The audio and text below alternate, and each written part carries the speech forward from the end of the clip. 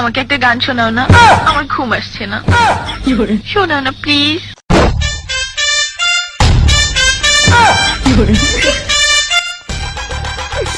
তুমি আমার কাছ থেকে গান শুনবা?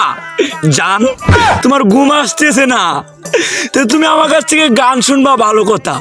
গানটা শুনে তাস করে মুইতে ঘুমায়া পড়বা, বুঝছো?